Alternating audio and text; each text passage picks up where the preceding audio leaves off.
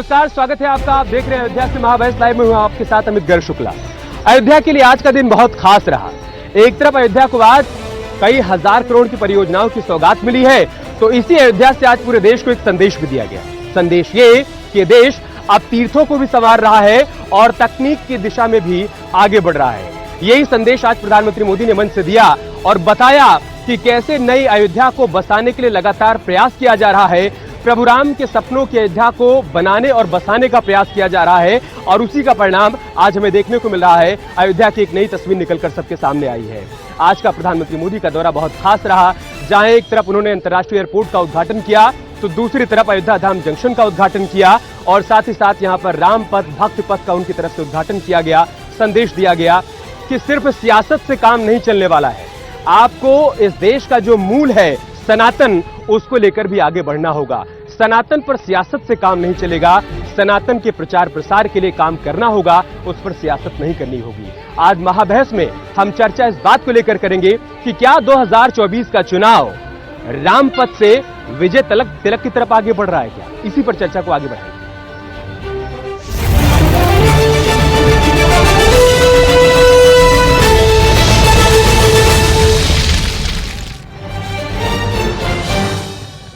तो ये नई अयोध्या है। इस अयोध्या को विवाद के लिए नहीं, विकास के लिए जाना जा रहा है। यहाँ पर विकास की तमाम परियोजनाओं को आगे बढ़ाया जा रहा है। डबल इंजन की सरकार की कोशिश है कि जब रामलला अपने गर्भगृह में विराजमान हो तो उस वक्त जब राम भक्त उनके दर्शन के लिए आए तो उनको एक नई अयोध्या देखने को मिले और उस दिशा में निरंतर प्रयास भी किए जा रहे हैं।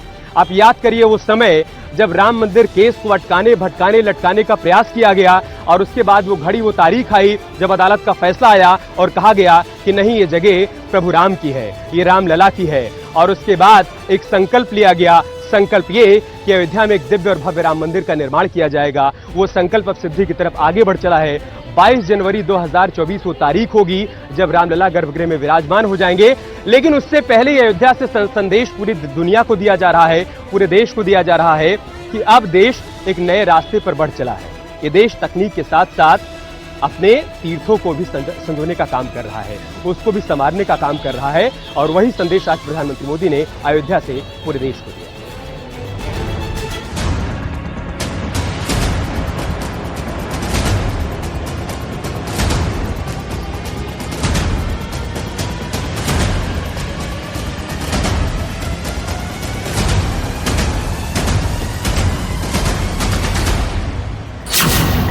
अवधपुरी से विकसित भारत का रामघोष। आज यहां विकास की भव्यता दिख रही है तो कुछ दिनों बाद यहां विरासत की भव्यता और दिव्यता दिखने वाली है। यही तो भारत है। विकास और विरासत की यही साझा ताकत भारत को 21वीं सदी में सबसे आगे ले जाएगी। श्री राम की ज्योति 2024 में विकास क्रांति।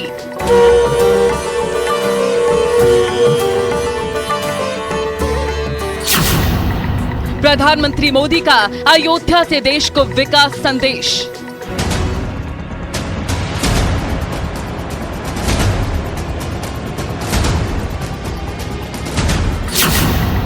अयोध्या से मोदी का संदेश, जगमग हो देश।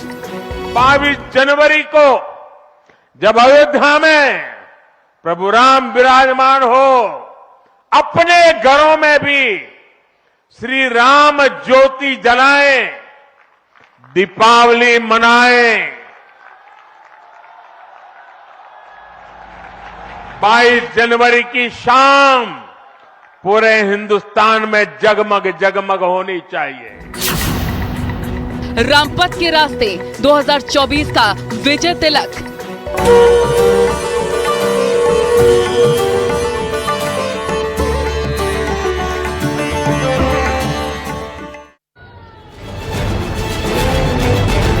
तो चर्चा को आगे बढ़ाने से पहले सबसे पहले मेहमानों से आपका परिचय करवा देते हैं। हमारे साथ शरद त्रिवेदी जी जुड़ चुके हैं, प्रवक्ता है भारतीय जनता पार्टी के। धर्मेंद्र यादव जी हमारे साथ जुड़ चुके हैं, प्रवक्ता है समाजवादी पार्टी के। संदीप त्रिपाठी जी हमारे साथ जुड़ चुके हैं, नेता है कांग्रेस पार्टी के। इसके अलावा डीपी शास्त्री जी हमारे साथ जुड़ चुके हैं, आप हिंदू धर्मगुरु हैं। शरद त्रिवेदी जी, मैं शुरुआत आपसे ही कर रहा हूं। क्या रामपथ के रास्ते ही 2024 का राज तिलक तय किया जाएगा? शुक्ल जी, देखिए, भारतीय जनता पार्टी को, माननीय मोदी जी को, माननीय योगी जी को पहले ही से भगवान राम का आशीर्वाद प्राप्त है। पूरा सनातन धर्म माननीय मोदी जी के साथ है, पूरा देश उनके साथ है।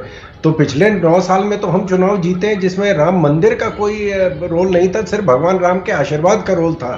अब की बार तो भगवान राम का मंदिर भी साथ में है, तो जीत तो निश्चित है। हर बार अब भारतीय जनता पार्टी की जीत होगी, इसमें कोई शक नहीं है। और यही खलबली है जिसकी वजह से विपक्ष को तकलीफ हो रही है। हम तो आज भी कह रहे हैं कि सब लोग साथ जुड़े, सब लोग साथ इस पर्व पे आए।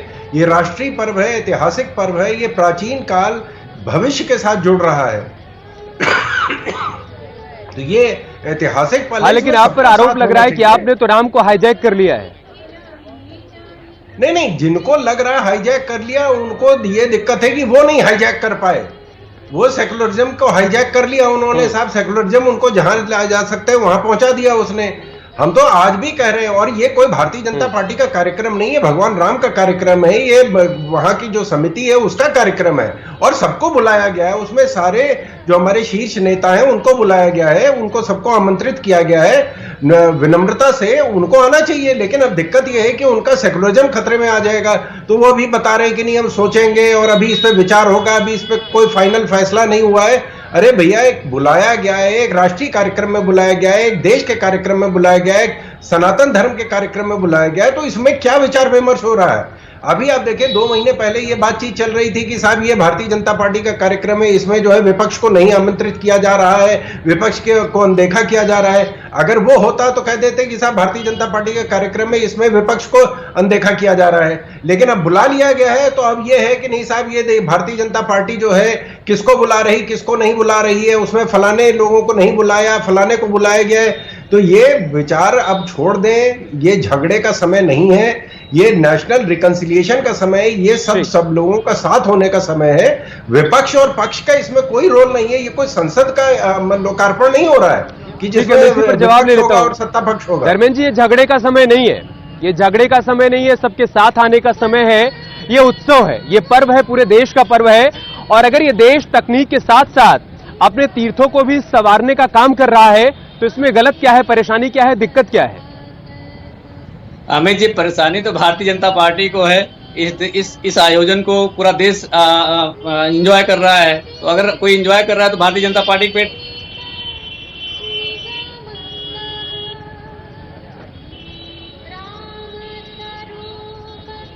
अच्छा, कुछ तकनीकी दिक्कत है, हम फिर से आएंगे आपके पास। संदीप त्रिपाठी जी हमारे साथ जुड़े हुए हैं।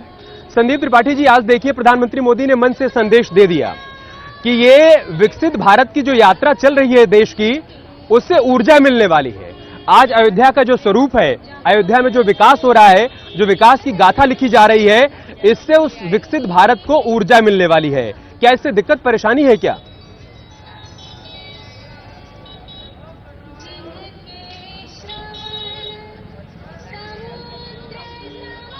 संदीप त्रिपाठी जी,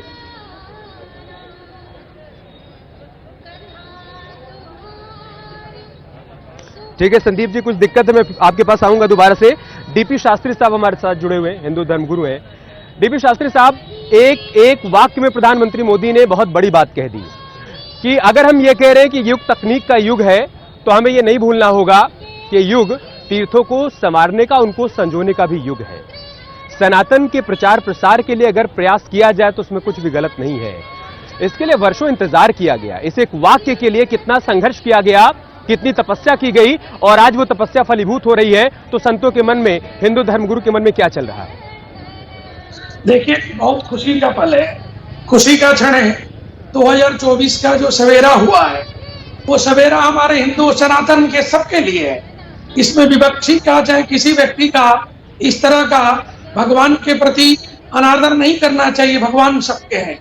और स्वामी तुलसीदास जी लिखे, काम ही नार प्यार जिमि लोभ ही प्रीति मदाम तिन रघुनाथ निरंतर प्री लागै मोहि राम।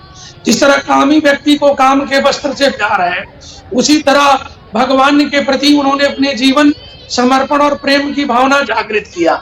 आज अयोध्या भगवान के वैकुंठ की जो धाम है, वैकुंठ नगरी है।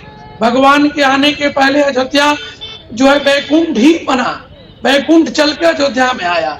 उस धाम पे प्राण प्रतिष्ठा, अन्नदान, नाना प्रकार का सब नई तकनीकी युग, चाहे एयरपोर्ट हो, चाहे स्टेशन हो, चाहे वहां के कर्म क्षेत्र हो, कार्यशैली हो, नई पीढ़ी हम सब बड़भागी हैं, आने वाली पीढ़ी बड़भागी है जो सनातन सत्य को, अन्यथा भगवान के मंदिर को, लोकार्पण को सब लोग देखेंगे। ये तो खुशी का पल है, खुशी का क्षण है, हम सबको मनाना चाहिए। लेकिन कुछ लोग हैं जिनके पेट में दर्द है और पेट में दर्द रहेगा। आपको याद होगा जब हम भूमि पूजन कर रहे थे तो लोग काला कपड़ा पहन के घूम रहे थे, तो उनको कैसे अच्छा लगेगा? मंदिर का पूजन, मंदिर का लोकार्पण, भगवान का जो है प्राण प्रतिष्ठा, उनको तो पेट में दर्द रहेगा ही। लेकिन सनातन सनातन है, सनातन राम वो है जो जीते जी भी और अंतिम यात्रा में भी उस जीव को गति प्रदान करते हैं। ये क्या बड़ी बात आपको हम बता देना चाहते हैं। सही बात है कि हमारी वर्ष रहा हो, चाहे 84 के दशक के बाद रहा हो, चाहे आज का जो समय है, आज माननीय मोदी जी, योगी जी प्रधानमंत्री या मुख्यमंत्री ये बड़भागी हैं। ये देवदत्त के रूप में भगवान के कोई न कोई आत्मा के ऊपर परमात्मा की कृपा है कि ये लोग देव कार्य किए हैं। जो देव कार्य करेगा उसको कहा जाएगा। ठीक है। ये लोग करते तो इनको भी कहते, ये क्यों नहीं किए, इनको करना नहीं था। आज जो कर रहा है इनको देखा नहीं जा रहा है, इसीलिए जो हो रहा है वो होगा और आगे हिंदू जाग चुका है। मैं इसी पर जवाब ले लेता हूँ शास्त्री जी। धर्मेंद्र जी हमारे साथ जुड़ चुके हैं। धर्मेंद्र जी, आज जब अयोध्या में पहली फ्लाइट आई है ना, उस फ्लाइट का हिस्सा मैं भी था। उसमें जो तीर्थयात्री सवार थे वो देश के अलग अलग हिस्सों से आए थे। वो प्रभु राम का जयकारा भी लगा रहे थे, लेकिन साथ ही साथ प्रधानमंत्री मोदी और मुख्यमंत्री योगी आदित्यनाथ का धन्यवाद कर रहे थे। वो कह रहे थे हमने बहुत लंबा इंतजार किया जी, हमने संघर्ष किया, हमने तपस्या की और तब जाकर उसका परिणाम देखने को मिला है। ये मौका तो बाकी लोगों के पास भी था ना, ये मौका समाजवादी पार्टी के पास था, ये मौका कांग्रेस पार्टी के पास था, ये मौका बीएसपी के पास था। आप अयोध्या का इसी तरीके से विकास क्यों नहीं कर पाए? क्यों नहीं आप अयोध्या में एयरपोर्ट बनवा पाए? क्यों नहीं आप अयोध्या में अयोध्या धाम स्टेशन बनवा पाए? क्यों नहीं यहाँ पर आप सड़कों को चौड़ा करवा पाए? क्यों नहीं राम मंदिर बनवाने की दिशा में आप आगे बढ़ पाए? अमित जी, जो कि आप वरिष्ठ पत्रकार हैं, आपकी जानकारी के लिए मैं बता दूं कि समाजवादी पार्टी की जब सरकार थी, जो 84 कोसी परिक्रमा मार्ग है, समाजवादी पार्टी ने उसका नवीनीकरण किया था और विश्व स्तरीय सुविधा से लैस किया था, ताकि वहां पे जो श्रद्धालु आए उन्हें किसी तरह की कोई दिक्कत ना हो। अब चूंकि रेलवे स्टेशन की बात कर रहे हैं, तो रेलवे स्टेशन बनाना केंद्र सरकार का काम है, प्रदेश सरकार का काम तो है नहीं, इसलिए हम नहीं बना पाए। हाँ, हमारी सरकार होती तो आज अयोध्या में मेट्रो स्टेशन जरूर बन गया होता। और जिस आप एयरपोर्ट की बात कर रहे हैं, मैं माफी के साथ यहीं पर आपको रोक रहा हूँ, मैं माफी के साथ आपको यहीं पर रोक रहा हूं। 2 पॉइंट है असल में। देखिए, आप केंद्र में जब यूपीए की सरकार थी तो आप उस सरकार का हिस्सा थे, आपने उसको सपोर्ट दे रखा था। आप चाहते तो अयोध्या की तस्वीर बदल सकते थे। आपने पंचकोसी 84 कोसी परिक्रमा का जिक्र किया, लेकिन इसी अयोध्या में आज लोग नहीं भूले कि कैसे कार सेवकों पर गोली चलवाई गई। आज भी लोगों को याद है। आज भी संतों महात्माओं से आप मुलाकात करिए तो वो कहते हैं कि वो दर्द हम कभी नहीं भूल सकते हैं और उस दर्द के लिए हम आपको कभी माफ नहीं कर सकते हैं। अमित जी, कानून को हाथ में लेना किसी का अधिकार नहीं है। भारतीय जनता पार्टी ने 1000 अन्नदाताओं को सड़क पर मरने के लिए छोड़ दिया और 1000 लोगों की मौत हो गई। उस पे भी मुझे लगता है इस देश के अन्नदाताओं के साथ खड़े होने वाले लोगों को दर्द होता है और आपको भी दर्द होना चाहिए। रही बात जो विकास की आप बात कर रहे हैं, समाजवादी पार्टी ने जब आपका आगरा लखनऊ एक्सप्रेसवे बनवाया था, उस पे एयर स्ट्रिप बना करके सुखोई विमान उतारा था और उसी सुखोई विमान पर माननीय प्रधानमंत्री जी भी आए थे। तो अगर समाजवादी पार्टी के विकास पर सवार होकर प्रधानमंत्री जी भी आते हैं, आपको अगर कब तक करते रहेंगे धर्मेंद्र जी? आज यहाँ पर लोग ये भी कह रहे हैं कि आप ये कह रहे हैं कि निमंत्रण मिलेगा तो हम देखेंगे क्या करना है क्या नहीं करना है। और स्वामी प्रसाद मौर्य 4 दिन पहले कह रहे थे कि अयोध्या में तमाशा होने जा रहा है जी। वो कह रहे थे अयोध्या में तमाशा शुरू होने जा रहा है, तो लोग ये कह रहे हैं कि आप अपने नेता की जुबान पर लगाम तो नहीं लगवा पा रहे। मेरी बात पूरी होने दीजिए। वेंकैया नायडू जी को आप जानते होंगे, शहरी विकास मंत्री थे उस समय। लक्ष्मीकांत वाजपेयी जी जब समाजवादियों ने मेट्रो का उद्घाटन किया था तो दोनों नेता आए थे भारतीय जनता पार्टी के। तो आप इस बात को मत कहिए, इसकी समाजवादी पार्टी के विकास की बात मत करिए। समाजवादियों ने जो विकास किया है, आज उत्तर प्रदेश में एक अंतर्राष्ट्रीय बता दीजिए जो मैं एक लाइन में आपको पूरी कहानी बता रहा हूँ, अगर आपको समझ में आए। यहाँ के लोग, अयोध्या के लोग और राम भक्त ये कह रहे हैं कि आपके मुंह में राम और बगल में छुरी है जी। आपके मुंह में राम बगल में छुरी है। डिंपल यादव जी कह रहे हैं कि निमंत्रण मिलेगा तो हम विचार करेंगे। स्वामी प्रसाद मौर्य कह रहे हैं कि भैया वहां तो तमाशा होने जा रहा है, वहां तमाशा होने जा रहा है, साधु संतों का मेला लगने जा रहा है, वहां पर चंदा जुटाया जा रहा है, वहां पर रामचरितमानस को बैन करने की मांग कर रहे हैं वो। आप सुन लीजिए, मेरी बात सुन लीजिए। अयोध्या में राम मंदिर बन रहा है, इसकी खुशी पूरे देश को है और हमें भी है। और भगवान राम के दरबार में जाने के लिए किसी व्यक्ति की मुझे लगता है इन्विटेशन की आवश्यकता नहीं है। भगवान इतने छोटे नहीं है, मर्यादा पुरुषोत्तम भगवान राम इतने छोटे नहीं है। मैं तो आपसे ये पूछ रहा था, फिर भी नहीं आ पाए ना धर्मेंद्र जी, फिर भी नहीं आ पाए। मैं आऊंगा आपके पास फिर से, मैं आपके पास फिर से आऊंगा। संदीप जी, आप सभी की तरफ से बार बार ये बात नहीं होगी आपकी बात आगे, मैं फिर से आऊंगा आपके पास, मैं फिर से आऊंगा आपके पास। मैं आपसे अनुरोध कर रहा हूं धर्मेंद्र जी, मैं फिर से आऊंगा प्लीज।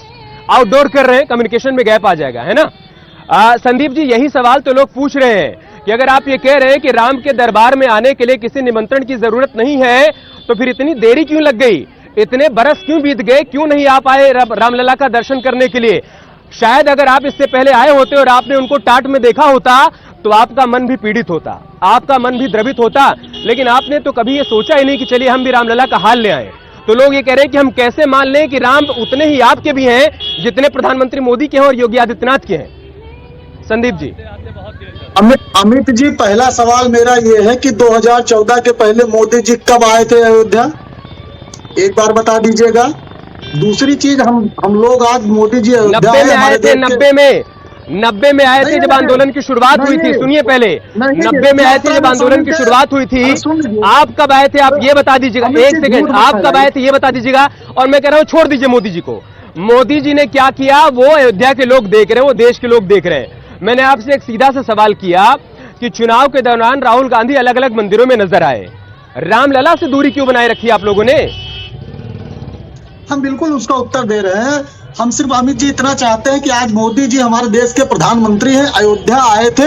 अयोध्या की जनता की कुछ समस्याएं हैं, अगर आपके माध्यम से उन तक पहुंच जाए तो ये जनता की आवाज है। मैं आप भी चाहेंगे कि जनता की आवाज आप जो है सरकार तक आपके माध्यम से जरूर पहुंचे। मैं आपके माध्यम से बताना चाहता हूं कि अयोध्या वो जिला है और इस आपके रिपोर्टर आप स्वयं वहां पर जाकर कंफर्म कर लीजिएगा। अयोध्या के डिस्ट्रिक्ट हॉस्पिटल में या किसी भी हॉस्पिटल में जो है हार्ट का डॉक्टर नहीं है, न्यूरो का डॉक्टर नहीं है। चैलेंज के साथ कह रहा हूं, पता कर लीजिएगा। बातें इतनी बड़ी बड़ी हो रही है, सुनिए, मैं जमीनी बात कर रहा हूं सर। संदीप जी, अयोध्या में क्या क्या है, अयोध्या में क्या क्या है वो मैं आपको बताऊंगा, और अयोध्या के लोगों को क्या क्या मिला है मैं आपको वो भी बताऊंगा। उससे पहले आपने सवाल किया ना कि मोदी जी कब कब आए ना, एक सेकेंड, आपने सवाल किया ना कि मोदी जी कब कब आए। मैं दिखा रहा हूं आपको, आप भी देखिए और देश के लोग भी देखेंगे तो समझ पाएंगे कि कौन असली राम भक्त है और कौन राम भक्त होने का दिखावा कर रहा है। देख लीजिए पहले आप। जनता की आवाज नहीं आने देंगे। मंदिर परज राम जन्मभूमि बनशे राम जन्म स्थान परज राम जन्मभूमि मंदिर बनशे। दुनिया ने कोई ताकत राम मंदिर बनता अटका नहीं सके। जन्मभूमि मंदिर परज राम जन्मभूमि बनशे राम जन्म स्थान परज राम जन्मभूमि मंदिर बनशे। दुनिया ने कोई ताकत राम मंदिर बनता अटका नहीं सके। जन्मभूमि मंदिर परज राम जन्मभूमि बनशे राम जन्म स्थान परज राम जन्मभूमि मंदिर बनशे। संदीप जी, उम्मीद है कि आपने सुन लिया होगा और आपके नेताओं ने क्या कहा है मैं आपको वो भी बता दे रहा हूं। कपिल सिब्बल ने केस को अटकाने भटकाने लटकाने का प्रयास किया। एक सेकेंड, अरे जनता की आवाज ही सुना रहे जो आप सुन नहीं पा रहे।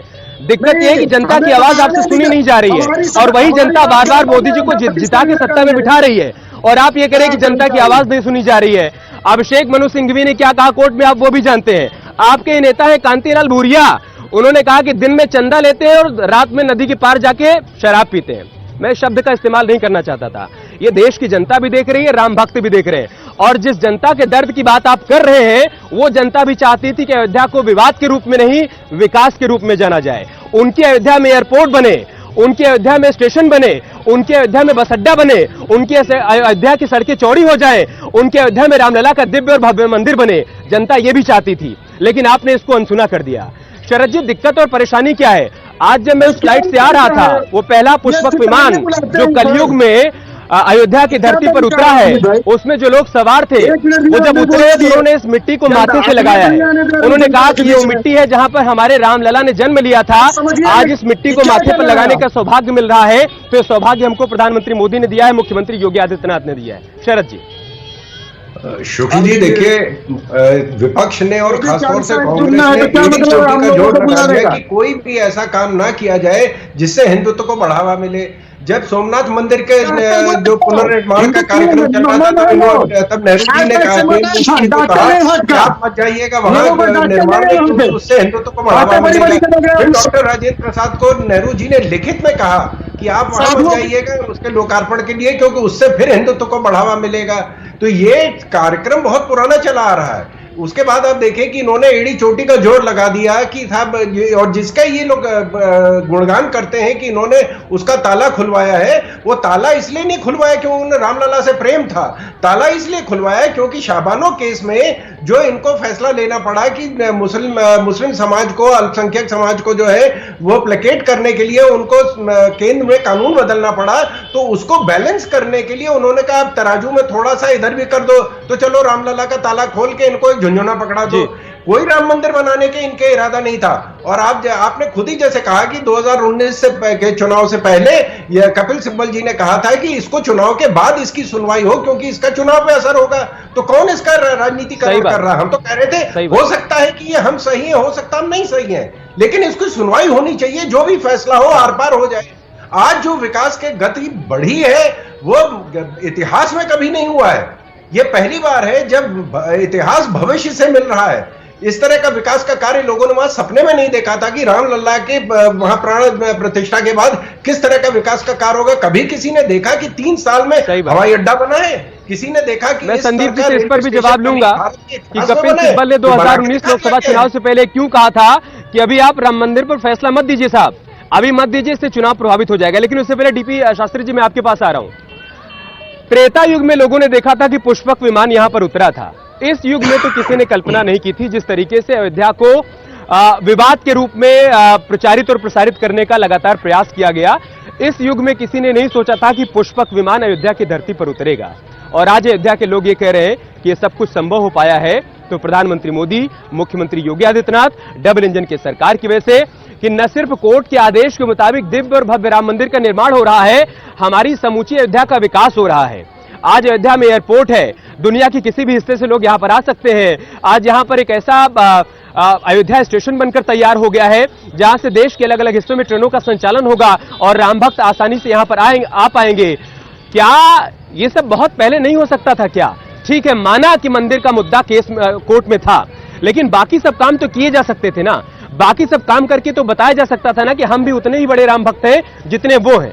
शास्त्री जी देखिए, ये कभी भी हो सकता था, ये करना नहीं चाहते थे। आज आप लोग हैं इस फ्लाइट में, इसी काल में नल, नील, सुग्रीव, हनुमान जी, जामवंत जी सब गए थे अयोध्या। उसी के पात्र के रूप में आज अयोध्या में फ्लाइट में जो लोग हैं, किसी न किसी जन्म के राम के या उस भूमि के साथ संबंध उनका है। वो बड़े भागी हैं जो उतर के उस मिट्टी को, उस भूमि को नमन प्रणाम किए। इनकी स्थिति हो गई है ना, जो रामायण में या सतयुग में जो हाल था ताड़का का, सुबाहु का, मारीच का, अन्य था होलिका का, उसी तरह लोग तड़प रहे हैं। इनको तड़पना ही लिखा हुआ है, इनको नहीं लिखा है राम की कृपा हो, इनके जीवन में राम की भक्ति नहीं लिखी है। ये लोग एक राष्ट्र के, अयोध्या के, भगवान के, संत के अनादर करते करते करते करते अपने संस्कृति और संस्कार भूल गए। ये इनका दुर्भाग्य है। ये संस्कृति संस्कार में जब तक नहीं आएंगे तब तक इनका उत्थान नहीं होगा। अरे अभी भी राम के शरण में जाएं, हनुमान के शरण में जाएं। चारों युग में हनुमान जी रहे, चारों युग प्रताप तुम्हारा है प्रसिद्ध जगत उजियारा। वहां संकट मोचन से लेकर के हनुमानगढ़ी से लेकर के सरयू नदी सबका स्थान है। अरे आप कहाँ घूम रहे हैं? आप सब लोग उस भूमि को अगर नमन कर लें तो भगवान आपको सद्बुद्धि प्रदान कर देगा। दूसरी बात यह है, आज अयोध्या का इतना विकास हो कि लोग आगरा घूमने जाया करते थे, अब कोई आएगा तो अयोध्या घूमने जाएगा। हम तो बहुत खुश हैं और हम भगवान से प्रार्थना। सही बात है, तमाम लोग हमको ऐसे भी मिले फ्लाइट में जो कह रहे थे कि हम नया साल मनाने के लिए किसी पहाड़ में जाने की अब हमको जरूरत नहीं है, हम तो राम की नगरी में आए अपना नया साल मनाने के लिए। धर्मेंद्र जी जवाब दीजिए। अमित जी बड़ी विनम्रता से मैं एक सवाल भारतीय जनता पार्टी पर पूछना चाह रहा हूँ कि ये जो निमंत्रण की सूची है, ये भारतीय जनता पार्टी बनवा रही है या मर्यादा पुरुषोत्तम भगवान राम बना रहे हैं? इस शो के माध्यम से शरद त्रिवेदी जी इसका जवाब दे दें और आप इस जवाब को सुनवा दीजिए पूरे देश की जनता को। मैं ये जरूर राम उनसे कहूंगा कि वो जन्मभूमि जवाब दे, लेकिन उससे पहले मैं आपसे एक बात पूछ रहा हूँ धर्मेंद्र भारतीय जनता जी, पार्टी क्या नहीं ले रही भगवान है। निमंत्रण देते हैं क्या किसी को अपने पास बुलाने के लिए? धर्मेंद्र जी, आप भी तो पूजा पाठ करते होंगे ना।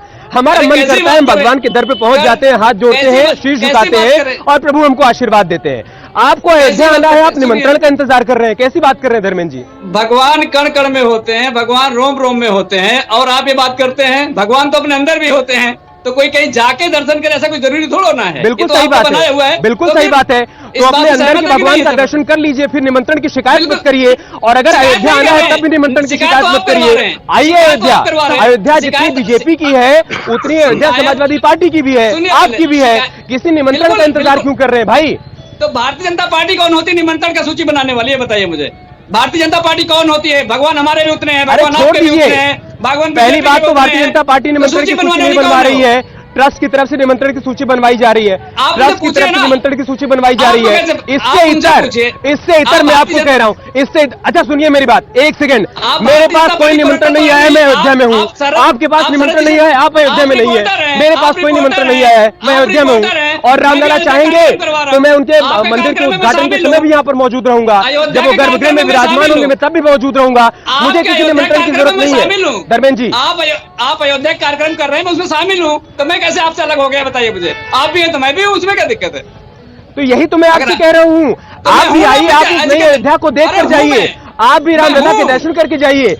ये अरे मैं मैसेज दर्शन मत कर- जाने दीजिए कि रामलला का अंबेडकर निमंत्रण चौक पे मिलेगा, हम खड़े तभी हैं, आएंगे। मैं दर्शन कर और ले प्रभु रहा आपके हूँ। पास आकर थोड़ी ना पुकारेंगे धर्मेंद्र जी। एक सवाल ठीक है, का हमारे जवाब- पास समय की एक थोड़ी सवाल- कमी है संदीप जी, यही एक सवाल मेरा का आपसे है, जवाब- यही भारतीय सवाल जनता मेरा पार्टी आपसे की है। तरफ अभी भारतीय- अक्टूबर महीने में अक्टूबर महीने में सलमान भारतीय खुर्शीद जनता साहब ये कह रहे पार्टी से जवाब दिलवा थे दीजिए कि ना। राम को भारतीय सीमित जनता- करने का प्रयास किया जा रहा है, मंदिर उद्घाटन भारतीय को जनता सीमित पार्टी करने का ये काम प्रयास कर किया रही- जा रहा ये है। भारतीय जनता और अब पार्टी जब कर रही है। निमंत्रण मिल रहा है तो ये काम कहा भारतीय जा जनता रहा है पार्टी कर रही कि हम है। विचार करेंगे कि हम जाएं या न जाएं। मेरा सीधा सवाल है कि क्या राम से मिलने के लिए किसी निमंत्रण की आवश्यकता है क्या संदीप जी? हमारा अमित जी, आपने बड़ी होशियारी के साथ पूरी बहस को डिरेल कर दिया और आप टाइम आपका खत्म होने वाला है तो आपने मुझे बुलाया है। इसमें मैं क्या बोलूं, एक आधा 30 सेकंड का आपके पास समय है, फिर भी मैं एक बात कह देता हूं। अभी आपने सलमान खुर्शीद और बहुत सारे नेताओं की बात कर रहे हैं, मैं सिर्फ इतना कहना चाहूंगा कि संजय निषाद का बयान याद कर लीजिएगा। नरेश अग्रवाल राम जी के बारे में क्या कहा था, आपने दारू का जिक्र किया था, दारू के बारे में किस तरीके से राम जी के बारे में नरेश अग्रवाल ने यही बोला था दिक्कत है कि तू मैं करते रह गए, होशियारी दिखाते रह गए, जबकि होना था निश्चल। खुद बन गए होशियार और दूसरों को देने लगे प्रमाण पत्र की होशियारी के साथ बहस को डिरेल कर दिया। बहस को कौन डिरेल कर रहा है, मुद्दे को कौन डिरेल कर रहा है और राम मंदिर मामले को कौन डिरेल कर रहा था, ये देश की जनता ने बहुत बखूबी देखा है संदीप जी। और रही बात राम की ना, राम का नाम लीजिए तो मन को निश्चल बनाकर, राम का नाम लीजिए तो मन को निश्चल बनाकर, क्योंकि राम सहज थे, राम सरल थे, राम मर्यादित थे, राम त्यागी थे, राम ने सामाजिक समरसता का संदेश दिया। आप वो सब नहीं कर पाए, आप वो सब नहीं कर पाए। दूसरों पर दोषारोपण करने से कुछ भी नहीं होगा संदीप जी। आपके पास मौका था, आप उस मौके को नहीं भुना पाए, आपने ये नहीं बता पाए कि आप भी सच्चे राम भक्त हैं। और आज जब लोग सवाल पूछ रहे हैं तो आपको बुरा लग रहा है, आप दूसरों को होशियार बता रहे हैं। मैं माफी के साथ आप सभी को धन्यवाद करना चाहूंगा। समय हमारे पास इतना ही था, आज महाबहस में इतना ही। खबरें जारी हैं, आप बने रहिए साहब। नमस्कार।